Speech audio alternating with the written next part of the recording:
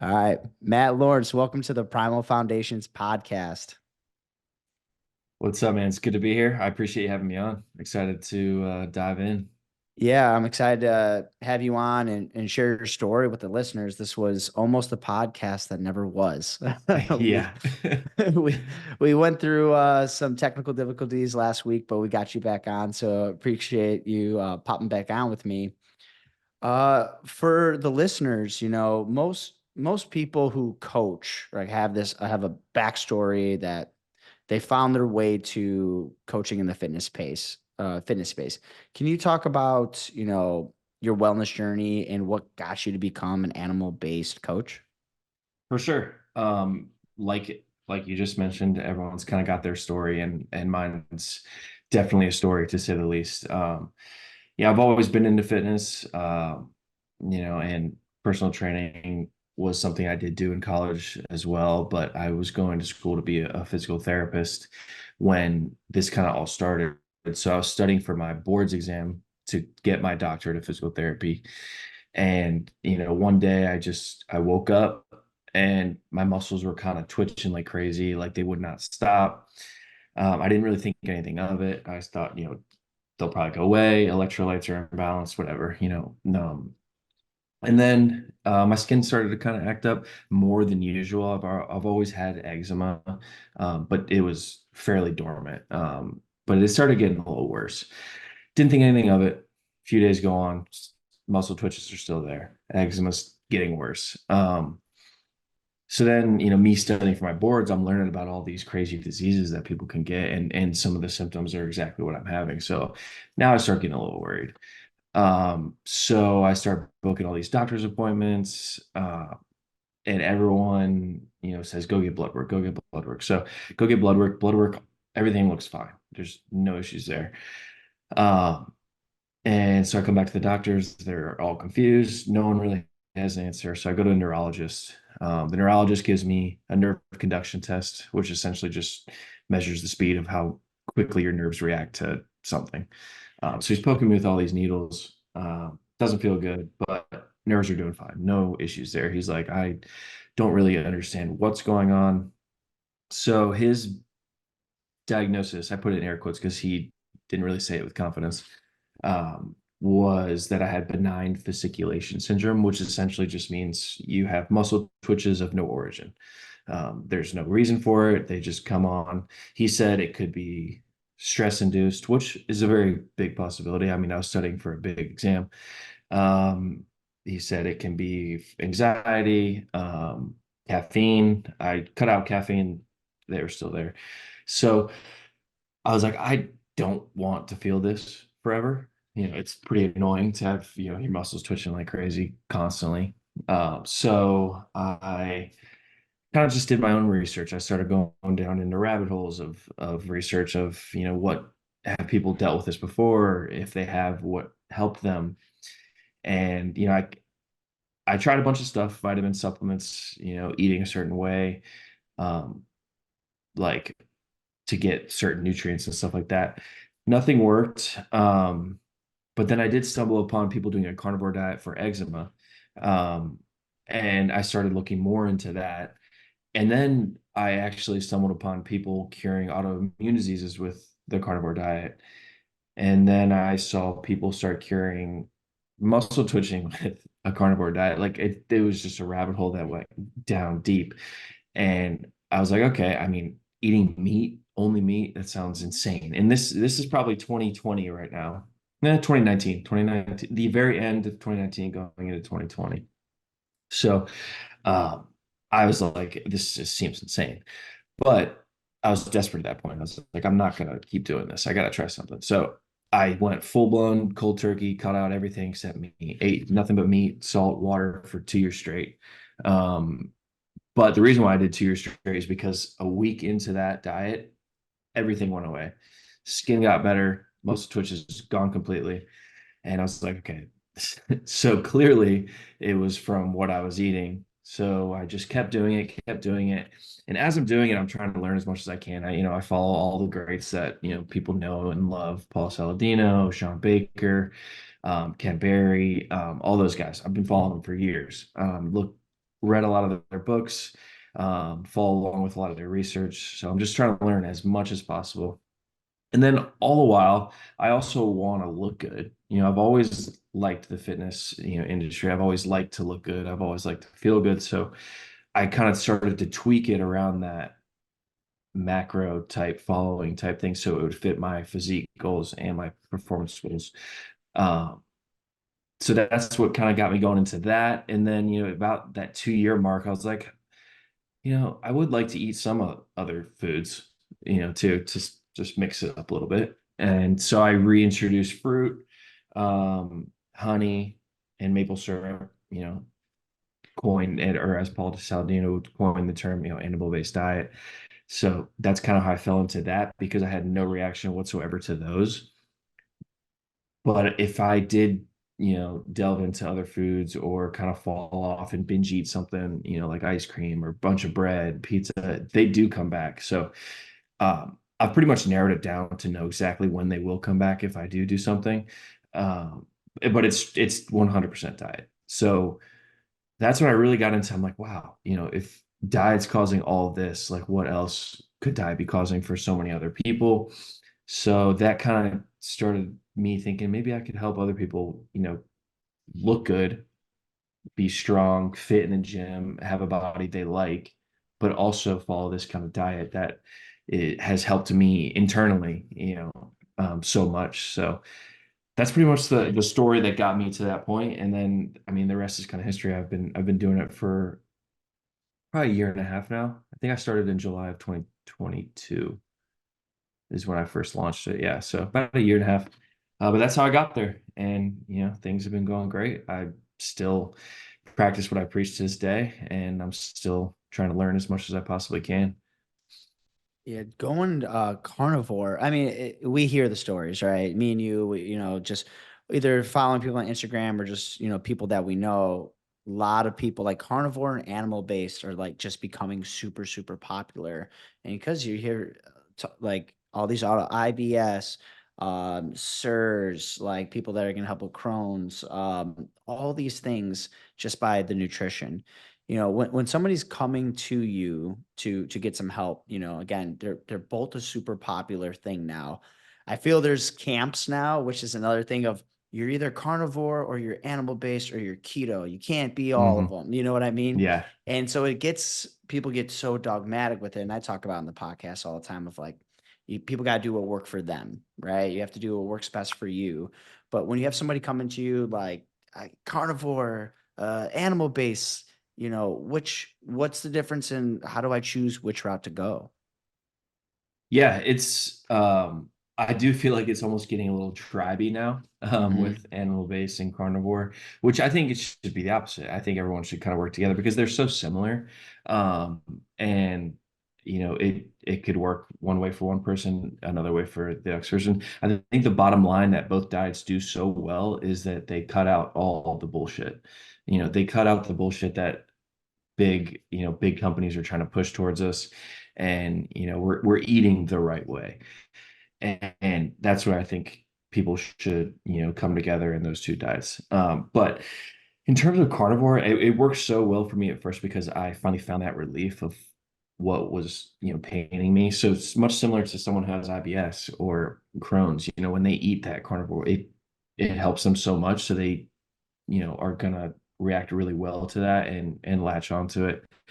So for carnivore, I think it works really well for people that do have those autoimmune diseases.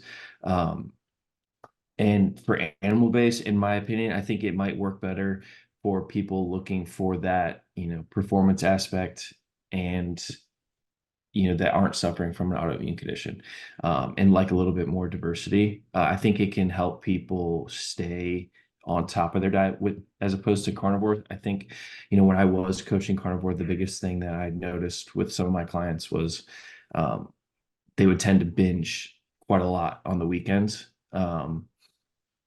But that was for the people that didn't really have any autoimmune conditions. They kind of just wanted to try carnivore. People with autoimmune conditions, they didn't want anything to do with anything besides meat because it gave them such good relief.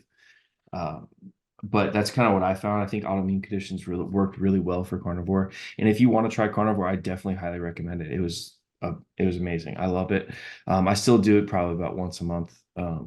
Just I enjoy it. I like challenging myself and doing it from time to time. And then for the animal-based side, I think it works really well for people who enjoy, performing at their best, because I perform well on carnivore, but on animal-based diet, I do perform better, and I'm still able to maintain, that lean physique that I want to keep.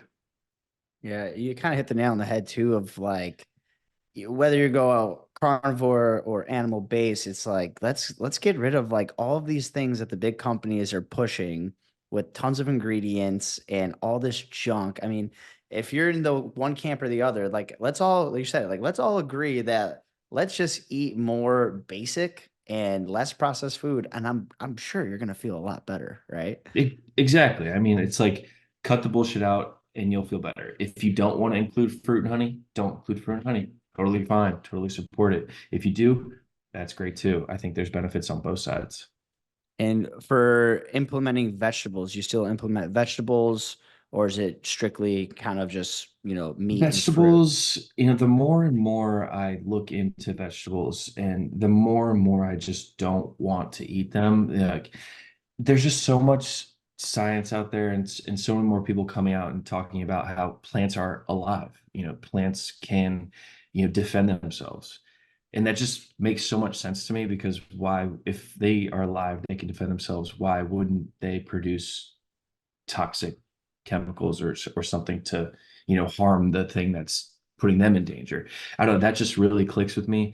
And the oxalates that people talk about, and all these other things that plant compounds can have, um, I just don't see a need to necessarily try to include them, especially because I can get everything that plants offer from meat, from fish, from all these other foods that make me feel better. When I eat plants, I get gassy, I get bloated, I don't feel good, and they taste like shit. So I just don't see a real huge need to include them. Now, that being said, if I'm out at a restaurant, I may have some Brussels sprouts or a salad, because when I'm out at a restaurant, one, I'm there to enjoy myself. Two, I'm there to make better decisions. I'm going to avoid the fries, so I'll get a side salad. I'm going to avoid the big plate of pasta, so I'll get some, Brussels sprouts or something on the side. And sure, I'll have it. I still, I don't make it a day-to-day thing, but I do have it every now and then, just because I'm making the better overall decision. I think a lot of people too, with the vegetables, you're like, it kind of tastes like crap. But when you have a salad and you have really bomb ass like salad dressing on there, you're just like, oh, this is really good. But Yeah. that salad dressing has got a lot of Yeah. fat, a lot of fat in it, a lot of calories. Same thing with Brussels sprouts and all. When people are cooking up vegetables, a lot of it is okay. The two things you see a lot is like carrots and ranch, right? Do you really like the Yeah. carrots or you like the Or taste do of you the like the ranch? ranch? Yeah. And like cooking Exactly. things in like really good olive oil and stuff. And like same thing with you. Out time to time, I'll have like what did I? We went to a steakhouse and they had like mushrooms on my steak, and I was like, I didn't really know that they were gonna put it on there. I ate the mushrooms, and somebody was like, "Wait, you can have that? You like you can have mushroom?" I'm like, I could, yeah, like it's fine. Yeah. Like I don't Yeah. eat it every single day, but I'm out to enjoy myself. If that's how the steak came, I'm gonna have that. Exactly. And I think that's what people kind of get wrong, is like, oh, you're not allowed to have that. You're not allowed to have that. I'm doing this as a 90-10 or 90, even 95-5, probably. 95% of the time I'm going to eat, as clean as possible. But yeah, I'm human. I'm going to go out to dinner. And if something comes with something I quote unquote shouldn't be eating, it's fine. It's not the end of the world. I'm going to enjoy myself. I get more benefit from, the social interaction, enjoying the time, rather than being so stingent on, that little thing that may have come on the plate. And for like clients, when you get them, they're like, okay, I'm either going animal based or I'm going carnivore, and they're working with you. Is it, what's the jumping off point? Is it more of like we're gonna start counting macros? Is it focus on the protein intake? Like, or like we got to incorporate fasting? Like, how do you get them started? See, yeah, that's where I think the individuality comes in, because everyone is so different. It'll kind of depend on, their age, their history, if they have any of those autoimmune diseases, if they have any current conditions I should be looking out for. If they enjoy one way of eating more than the other, because I think a big thing people miss out on is they have to like what they're doing if they're going to keep doing it. You don't want them to keep doing something they hate or doing something that sucks and they don't look forward to doing. And some people have preferences. Some people go into it thinking, okay, I want to do this. Um, and I just need your help with it, which is great. A lot of people have certain goals, so everything kind of fits differently in terms of that. But yeah, that's kind of all settled when they sign up. I'll have fill out a questionnaire. They'll kind of give me all the details, and then we'll go from there and discuss kind of how we're going to go about each person's program. Yeah, again, everybody is different and different goals, and also, like you said, there is that difference of do you have an autoimmune issue or not, or Yeah, is it like you don't, but you really want to look good in your bathing suit? There's two different yeah, things. exactly. Um, Yep. two common questions that I get a lot because I'm mostly again not like 95% carnivore, mostly carnivore, and I'll venture in um to avocado, some fruit every very once in a while because Hmm. I get my thing is I'll if you put a whole thing of bananas in front of Oh yeah, me, you'll eat it. I want them all. Yeah. I have to be an abstainer and I Yep. have to make sure that I don't have too much fruit if I do buy it in the house because it's supposed to last a week, but it just lasted me a day and a half, maybe if I'm Yeah. lucky. Yeah. But I always get the question is like, how much does like your food cost a week and where do you go? Where do you go shopping? So I always Yeah. get that. So I'm gonna push that on you and get your point of view on this. Yeah, I think that's another misconception is people, have this idea that we're just eating these prime ribeye steaks every single night for every single meal that costs $40, which isn't the case. 90% of the time I'm eating ground beef that you can get from Walmart. You can get a good grass-fed, grass-finished ground beef from Walmart. You can get pasture-raised eggs from Walmart. You can get these healthy foods that are still within budget. You just have to have some planning around it and you have to reprioritize. Okay, I'm going to the grocery store for these things, not these things. People tend to overshop too when they go to the grocery store. So they'll get way too much and stuff they don't need and it's in the house and then they'll eat it. Then but they look at us and they just automatically think, you're eating all this meat. I'm like, yeah, I mean, I am eating all this meat, but that's all I'm eating. I have nothing else in the house. Like I have a strict budget that I'm sticking to for what I'm eating that entire week. And if you plan ahead, you can get it for a cheap price, and I teach my clients that too. Like I have $50 budget weekly plans that people can use $75, $100, just depends. Um, if you want to go that extra mile, you might get a better cut of meat, but you don't have to. Um, there's always ways to make it affordable. You just kind of have to reprioritize where you're spending your money, where you're allocating your money to, and you know also your goals. Do you want to actually want this, or is it just something that you say you want? So I think people kind of look in the mirror and ask themselves if they're ready to make this big change, or if they're just going to keep talking about it. I'm a big fan of Aldi. I like me some Oh, Aldi. yeah, I don't know why I didn't mention that because Aldi's the goat. They got 5.99 per pound grass-fed meat. I mean, Yeah. that's as cheap as it comes. And my mom actually sent me the article. I mentioned this on another podcast and I forgot to like find that article and like post it or something.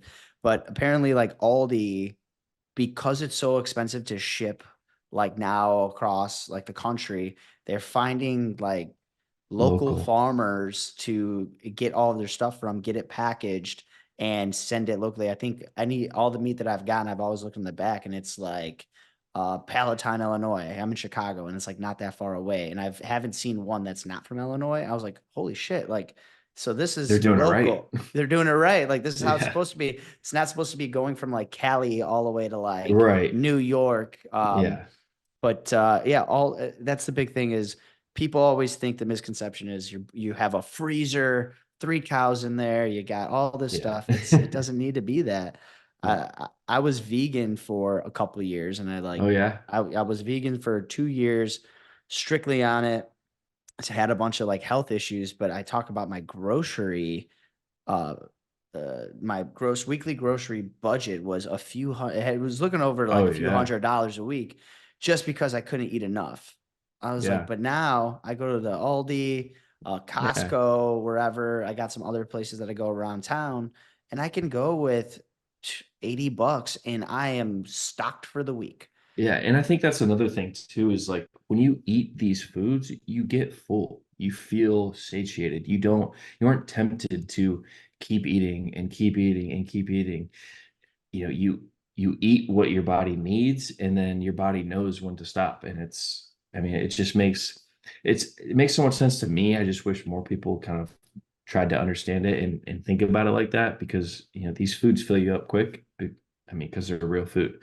You know, if you put a box of cereal in front of someone, even me back in the day, I'd crush two boxes of cereal, no questions asked. I mean, it was easy, and people wonder why. Or a bowl of pasta, like you're gonna keep eating that pasta. You're not gonna stop. If it's there, you're eating it. But try to eat meat constantly, and you'll stop. He will stop. Yeah. I think a But yeah, two pounds for me is like if I'm doing like a one meal a day kind of deal, like OMAD, yeah, like after 2 pounds, I'm like, this is no way. I can't have any yeah. more. And I'm full for the whole entire day. Exactly. You're full, but you don't. It's a feeling that I want more people to feel, is because you're full, but you don't feel like shit. You know how you, if you like being full after ice cream is completely different to being full after a piece of meat. Like after being eating a piece of meat, you want to go out and do things. You know, you're energized, you feel good. You want to be productive. Feel full after ice cream is like, I'm ready for bed. I'm done. I'm out. That's it. I'm going to a coma, little food coma. Don't wake me up. Yep. And then you mentioned cereal earlier, and it's pretty funny because I don't know if you've seen this whole thing with the CEO of Kellogg's. Have you seen this? Yeah, what did he say? He said that we should start eating cereal for dinner. Is that what he said? Yeah, pretty It's pretty much. Jesus. I mean, this is the part of the problem. It's like these, and people latch onto that, and people will do that, and it sucks, because that's probably the worst thing that you should do, is eat cereal for dinner. And I didn't. It also it doesn't make sense to me how someone could push that narrative to knowingly, like, I mean, he can't be that dumb to think that's actually healthy. I mean, but then again, some people do. So I mean, it sucks. I hope just people just realize that that's not the way to go, and they start, you know, following people, listening to people that are pushing a better message than that. Because Yeah, you look at yeah, other countries and if they have like American cereal, it has a warning label on it. yeah. I mean, and it's crazy because there's so many ingredients that we allow in our food today that other countries have banned. And people should look at that alone and be like, okay, if a whole country is banning that ingredient, I should probably stay away from it. Like it's it's a no-brainer to me. So it just sucks that, you know, it's this way over here. I wish we had it like Europe. Europe's doing it right. They banned so much stuff. Italy especially. Uh, so Yeah, you don't want to mess. hopefully You don't want to mess with the Italians' food. no. I think you can get up to like $100,000 fine if they catch you like slinging synthetic meat. Yeah, that's nuts. I mean, that's what it should be. It's like I'm not about to eat a piece of meat that's grown in a facility. Like it's not happening. It's Yeah, just not. and the Kellogg's guy, his whole like kind of back end to it was like, oh, it's tough economically all around, so cereal is like a great option. And we literally just had the conversation of like, Yeah. it's a cost saver because you're not buying as much food, you're full, and you are meeting all the nutrient like Yeah. mile markers that you need to hit with just having like some good fruit, some good, Yeah. ground beef, and you're fine. Yeah. And then you can throw away those stupid multivitamins you're taking, the one a days, or all those different supplements that you probably have because you don't need them. I mean, so it's just, I think it's just going to take a long time before we, reach the masses. Yeah, it's getting popular. I think It's getting there's popular. It's growing a lot, which is good. I think just everyone's got to keep doing what they're doing. Everyone has, a platform, whether big or small. They got to keep pushing it. hmm And I want to kind of segue to some strength training, and also want to just get your like kind of like inside the locker room talk of you were a walk on at Ohio State for football. So I was a walk-on at Ohio University, Oh, which Ohio is University, Ohio University, Athens, Athens. Athens, Yes, not sir. Ohio Great State. Yeah. place. Great place. Uh-huh. How was Yeah, that? Ohio University. It was good. I love football. Football was my love since I was little. Absolutely, still love a sport. Uh, can't get enough of it. So uh, I knew I was good in high school. I never got looked at. We were a small school, not very good, and so I didn't really get looked at by too many big schools. And I didn't really want to go to a small school. Looking back on it, I could maybe should have, but anyways, we so going to OU, I wanted to at least try to walk on to see, if I could prove myself right that I, had what it took. So, worked my ass off, trained for it, and then, at the tryout, ended up making it, which is great. Um, as a walk-on, it's a little brutal at the start. You don't get to schedule classes around practice. You don't get to get the tutors. You don't get, you know, everything that comes with already being on the team. So the schedule was a little brutal, waking up 4 a.m., practice till 11, 12, whatever it may be that day, go to school, homework, and then I'm ready for bed by 4. I mean, I'm exhausted. So it was brutal in that sense. And then I ended up getting hurt. So I decided to focus on school instead, walked away from it, which was a tough decision. But at the end of the day, I mean, I ended up, graduating and then going to get my doctorate in physical therapy. So it worked out, and it was a great experience. I'm glad I did it because if I didn't, I probably would have regretted it. So looking back on it, I enjoyed it. Taught me a lot, but definitely a great experience. What was like the weight training like? Because I'm always curious and like talking to college athletes, that people that have, stepped into, you know, regardless of the sport, but there's the training program because yeah, there's on the on field, there's the skills stuff, all Mhm. that. But like the weight training, was that kind of a shock to you, or you kind of felt at home there? The weight training was good. The weight training specifically was something I was relatively used to. I mean, they definitely went harder than I did in high school, that's for sure. But it was fun. I mean, I love being in the gym, especially with the guys. I mean, it's where I belong for sure. What shocked me the most was the conditioning. The conditioning was absolutely brutal. I mean, I've never worked so hard, or I've never been worked so hard in my entire life. I mean, I was dead. I mean, people throwing up, me myself included. But it was just nonstop. I mean, it was for 3 hours plus, and then at the end, we're running 100-yard sprints for 30 minutes. It was pretty insane. I'm not gonna lie. So it definitely took some willpower just to even get through those practices. But um, again, good learning experience. Happy I did it. But definitely brutal. So safe to say you don't train like that anymore. No, not quite that intense. I definitely still hit the weights hard, I'll tell you that. And I do get some cardio in, but the cardio is much less intense. It's more of a zone two type deal, or just getting in as many steps in as I possibly can. Every now and then, I like to challenge myself. I've done a couple high rocks races. I've done some Spartan races, so I'll train a little extra hard for that in terms of what I'm doing for cardio, um, or in the gym. So. I want to eventually maybe do a marathon. I haven't really gotten around to that. Just I need to find a time that works so I can actually train for it. Just haven't quite got there yet, but eventually. Yeah, you never. Most people that like thinking about going in a marathon, it's like I've done a few, and you go in there, it's like well, you're not gonna win it. Like, just gotta know you're not gonna win it. Yeah. It's just how much training do you want to do so that you feel good when you finish?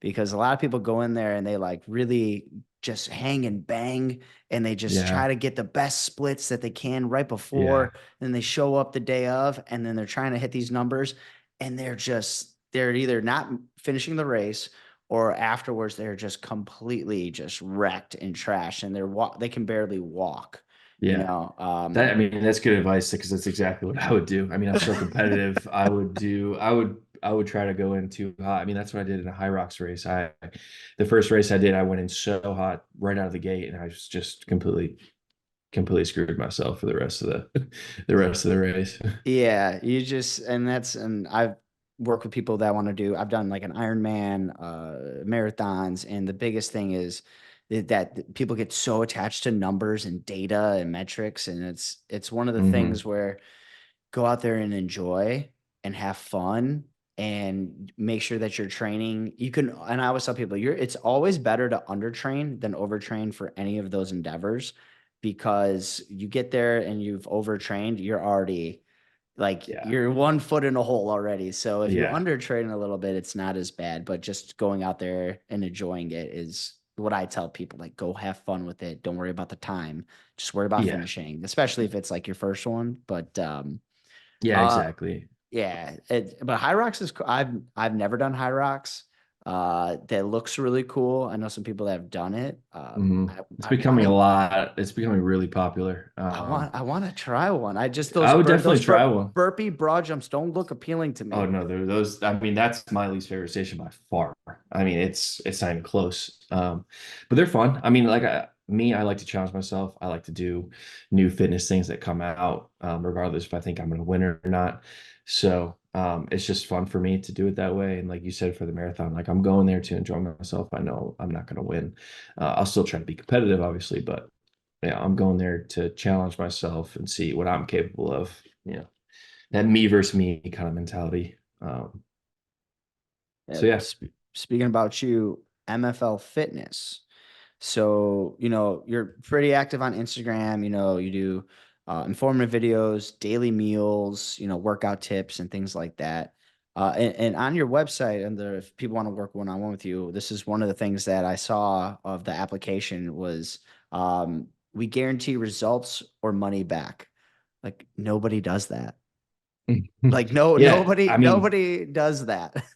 that's something I pride myself on because I'm not bringing you on just to kind of, screw you around. Like if you're coming on, we're getting results. If you do what I tell you to do, or if you listen to what I have to say, if you listen to my advice, my tips, my programming, you're gonna get the results you want.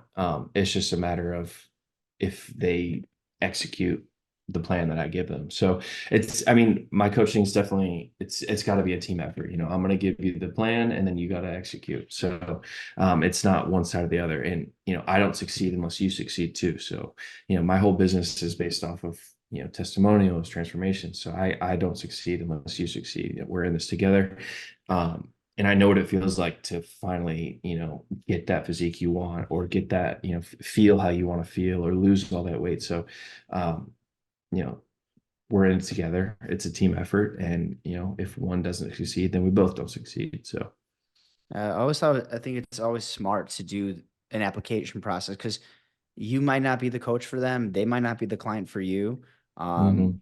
but getting the results, like there's also like this now, like, okay, we are in a relationship right now. Like this Yeah, is our exactly. relationship and it's a lots of give and take. And but that's like when you say like if you don't get the results, money back, that's like gotta have a lot of confidence in yourself. And you also have to have confidence that like you are picking the right people to work with you too. And that's the thing too with the application process. I don't accept everyone.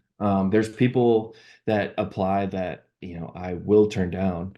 And then there's people that have applied where I'll refer them to another coach. I'm not here to just take your money. I'm not here to just, think I can do it. I'm going to take the people that I know I can help. And then if I can't, I'll try to refer you to someone that I think will help you better. Or I'll tell you straight up, I don't think, we're good to work together. It's just how it is. And, I pride myself on that because I'm not going to just, try and, willy nilly some guy's plan just because I, wanted his money. Mhm. Do you ever, so you go talk about, strength training with clients, nutrition. Do you ever talk about any recovery, like cold plunge, infrared saunas, et cetera, et cetera, et cetera?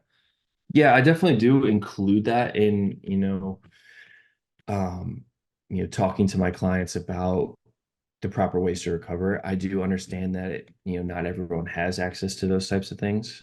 So I try to give them, the expensive option or, the free option. The free option being you can take cold showers.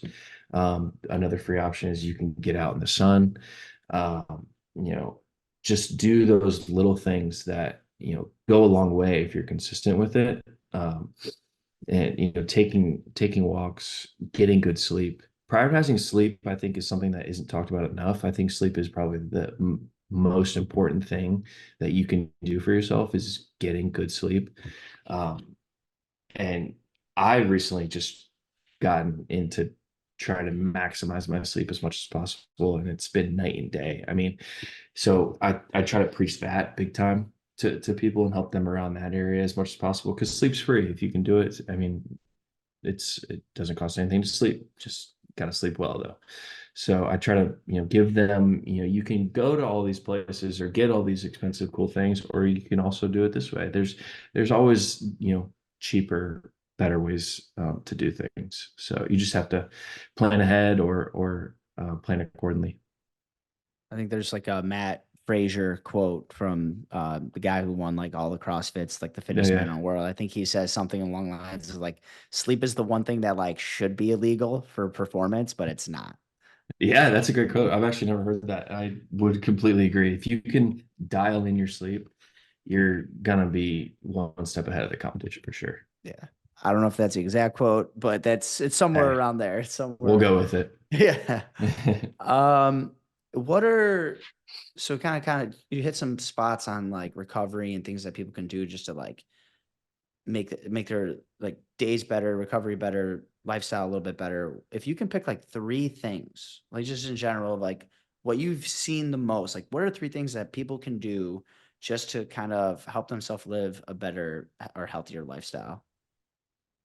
Three things. I would say cut out processed foods immediately. That would be priority number one. Um, let's go to the physical side of things. I would get into the gym a minimum of 3 times a week, resistance training. I don't think resistance training gets its kudos enough of how important it is. So I would do minimum 3 times. Anyone can do 3 times. It doesn't take much to do 3 times in a week. It doesn't have to. It could be 30 to 45 minutes. Third thing, I would probably say probably sleep. I mean, I'm a broken record, but it's just so important. If you get good sleep, your next day will be night and day different. So I would say cut out processed foods, resistance train, sleep. It's pretty simple, but Yeah. not everybody does it. I know I mean, that's the thing too. A lot of, me, myself, you, and a lot of the same people that I know you follow, probably the listeners follow, I follow, everyone kind of preaches the same kind of thing. They just have their own little twist on it, their own little, thing about it, but it's all pretty similar in the same kind of sense. It's all simple at the end of the day, cut out the processed shit, sleep better. And when you cut out the processed stuff and you start exercising, you'll probably sleep better. So it kind of goes hand in hand. So um, you can start today with these things and it's not that hard. And it's either ongoing or I think you just started it. You do like a fitness challenge. Yeah, I've done a couple in the past. It's been probably since last summer that I've done one. I like doing them every now and then. I think it can kind of kick people in the ass a little bit, get them going, just because everyone's competitive, even a little bit. And if I think if you can make, getting healthy a little bit competitive, not too competitive because you don't want people to go overboard, but just a little bit competitive so they can kind of get that little kick to get started. I think it can turn a lot of people around because if you give them a month of being consistent, uh, and especially in a community where everyone else is doing it as well and kind of competing, I put that in quotes just because they are competing against each other, but at the same time, they're all there for the same reasons and they're, feeding off each other, working together. Um, I think it can be that kick in the ass that some people need to get started. And once they're started, I mean, you're going to get to the point where you fall in love with it. You just have to get started and be consistent to get to that point. And then is it like based off of body fat percentage, muscle Yeah, growth, or just so point I should have system? kept going on that. Yeah, so there's a point system. The point system is something new that I've implemented. It's going pretty well. You pretty much are rewarded for being consistent. So you'll get points for every workout that you do. You'll get points for every cardio activity that you do, every time you hit your nutrition. Um, for the nutrition side of things, we are tracking macros. I plan on doing some different things with nutrition down the line in terms of challenges go. For this specific one, we are tracking macros, and you get your points if you fall within 10% of each macro that I give you. So it kind of teaches them how to be consistent, how to really dial it in. And I do think macros can be important, especially for beginners, so they know exactly what's in the foods that they're eating. And then when they kind of become a master, they can kind of just start intuitively eating. But not everyone can do that. They'll end up eating way too much. And then you get points for daily habits that I give you. So it's a good little system. There's a daily leaderboard people can look at and see how other people are doing, see how you're doing compared to other people. And then at the end, I have a prize for the winner of that portion of the challenge. And my second portion is the transformation side of things. So whoever has the best transformation, and it'll be interesting to see, if the points correlate with the best for transformation, or if not, it'll be interesting to see that.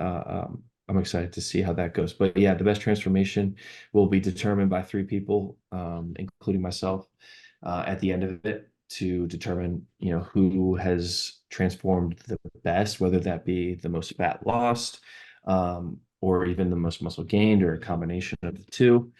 But yeah, it'll be fun to see how much progress we can make in the 4 weeks. I've had a lot of success in the past in 4 weeks and some pretty crazy transformations. So it's nice to show people that you can make a lot of progress in 4 weeks, and you can, start living a good, healthy lifestyle and start looking good in a short amount of time.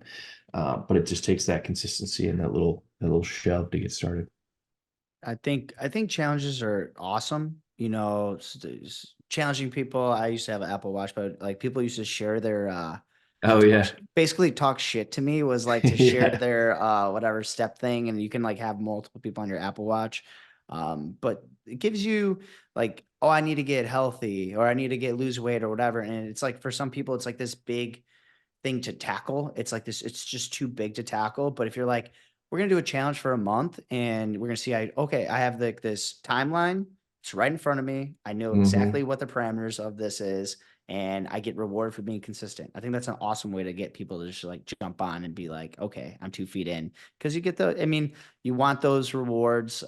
Yeah, we want the internal, but like it's also like you get the Yeah, external exactly. too. You do the work, When you're gonna look you, a little better. for sure, when you put that external reward out in front of them, like I said, I think it just gives that person who was maybe not going to start, or who that person who was kind of on the edge, that person who, was pushing it off all the time. If they see, oh, I could win, whatever, a certain amount of money or this prize, maybe I will do this now. So they end up jumping in, and then at the end of the month, they're like, holy shit, this is great. I feel great. I look great.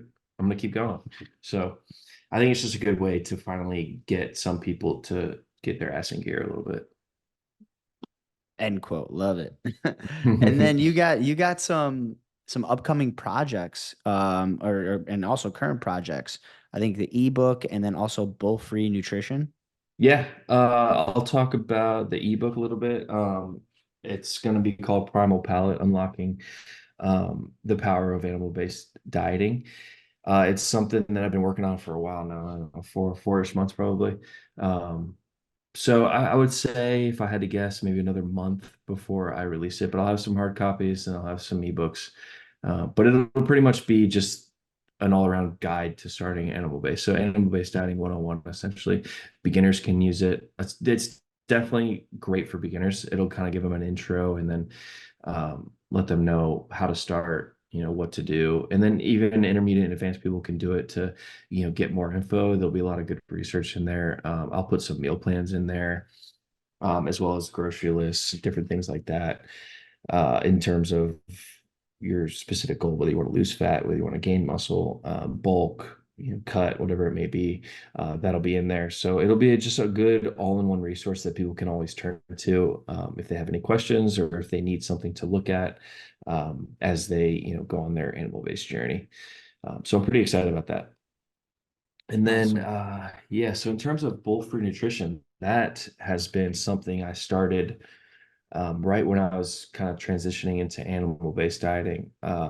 I so it's been probably 2.5 years or so, maybe 2 years. But it's a nutrition company.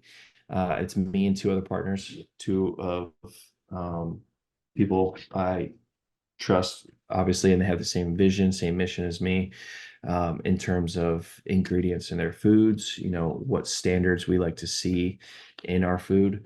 So we wanted to start a nutrition company that, didn't cut corners, didn't put a bunch of bullshit in anything just to make it taste good and just to, make a dollar. Because, anyone can make something, promote it, make some money. That's not, we wanted to actually help people. So our first product's a protein bar. The reason why we started with a protein bar is because, we noticed in the market there is no real good, healthy protein bar out there. If you go to the gas station, you go to the grocery store, whatever it may be, you're going to find the most ingredients you've ever seen on the back of a label that you can find. I mean, a One Bar, Quest Bar, Cliff Bar, whatever it may be, they got a lot of shit in it, and it's not going to make you feel good after you eat it. And so we saw that, and we thought, why isn't there something that you can grab off the shelf and just eat and not feel guilty or not feel like shit after eating it? Because I travel a lot, you know, my girlfriend travels a lot. My, we all travel a lot. We want something, you don't always have time to meal prep before a flight or meal prep before a long drive. So that's kind of where the idea was born. And, we were able to find a manufacturer that supported our vision and supported, what we wanted in our bars. So it was born. We created it with only 7 ingredients in it, 30 grams of protein in each. And it tastes really good. And, the people that eat it are like, how the hell did you make something so good with just these ingredients? I mean, everyone's used to looking at the back of the label and seeing just a pile of shit. So we're super excited. The flavor is lemon cheesecake, and we have another flavor coming out in a couple months, which will be chocolate sea salt. So things are going well. And we're just excited to get it in the hands of everyone and make it a household name. No, that's awesome. So bowl-free nutrition. Bowl Free Nutrition is the company's Yeah, name. The first product's the Bowl Free Protein Bar. that's cool. That's awesome. I mean, just to like put that all together and like if somebody one day was like, "Hey, you're gonna have your own protein bar," would you have been like, "Oh yeah, sure." Yeah, I mean, I had no, I mean, even when we were like making, like we started in the kitchen, started whipping up just random stuff together to see if we could make something actually form into a bar, stick together.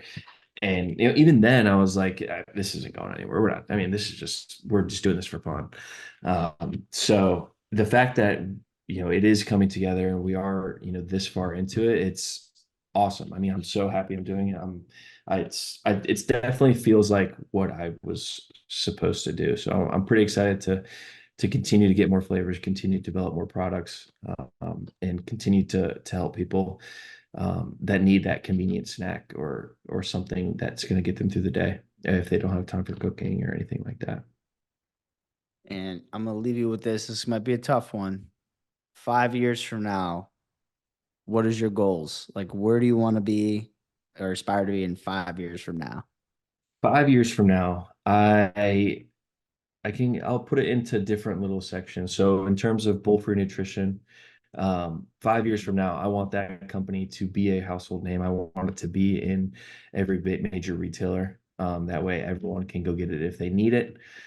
Um, in terms of me personally, I would still like to be coaching because that's what I'm passionate about. I like to help people and get them to achieving their goals. But I would like to have possibly some coaches under me, have my own little coaching team, um, and continue to just help as many people as possible in terms of that, and keep trying to push the same message on socials, keep using my platform for good, and helping the people that decide to listen and follow. That's awesome. Well, I think you're a great coach, man. And how do people get to connect with you? Where can they go and connect with you? Instagram is probably the platform I'm most active on. So you can go to my Instagram, which is just Matt Lawrence Fit, or you can go to my website, which is mflfitnesscoaching.com. Um, and you can apply there if you're interested, or there's a contact button. You can send me an email. Either way, you can send me a DM on Instagram too. I check them all. I'll respond to everyone. And then in terms of Bull Free Nutrition, if you want to check us out, just go to bullfreenutrition.com. And you can learn a lot more about the company, how we started it, and what we're all about. Awesome. I'll definitely attach the links to the show notes so people can have an easy click and easy access. Hell yeah, I appreciate Cool. it. That's huge. Thank you. Yeah. Well, thanks for coming on. I appreciate the time and for the second time we did this. Yeah, we got it done. I Cool. appreciate you having me. It was fun. I can't believe it's already been almost an hour. Yeah. It flew by. But yeah, I appreciate you having me on, and it was blessed. Cool. Awesome. And thanks to everybody listening to the Primal Foundations podcast.